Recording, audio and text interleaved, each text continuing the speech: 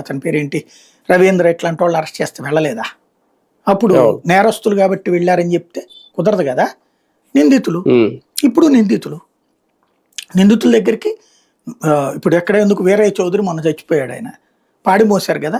చంద్రయ్య అవును. మొన్న చచ్చిపోయారు, పాడి మోసారు కదా. ఉమ్. వాళ్ళకి సంబంధించి వాళ్ళ మీద కేసులు ఉన్నాయి. వాళ్ళు అదే సందర్భంలో తెలుగుదేశం పార్టీ దృష్టిలో వీరులు, ఉమ్. అవతల వాళ్ళ దృష్టిలో ఇట్లాంటి పరిస్థితి ఉంటుంది. ఉమ్. ఇవి ఎవరి పార్టీ వాళ్ళకి సంబంధించిన మా వాళ్ళు మంచోళ్ళు, మంచి రౌడీలు, ఎదురోళ్ళు చెడ్డ రౌడీలు.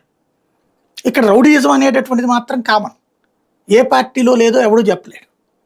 ఎవడు అంటే ఒకటి రాజకీయం సార్, చేయట్లేదో ఎవడు చెప్పలేడు. జగన్మోహన్ రెడ్డి గారు తెనాలి వెళ్ళి చేసిన ఆ ఒక్క పరామర్శ ఇప్పుడు ఇన్ని వ్యాఖ్యలు మోయడానికి కారణం అవుతుందా? ఎందుకంటే ఇంతకుముందు ఆయన కూడా ఏమనేవారు, దుష్ట చతుష్టయం అనే పదం వాడారు జగన్మోహన్ రెడ్డి గారు అధికారులు ఉన్నప్పుడు. ఇప్పుడు ఈయన కొత్తగా తెర మీద తీసుకొచ్చిన పదం ఏంటి?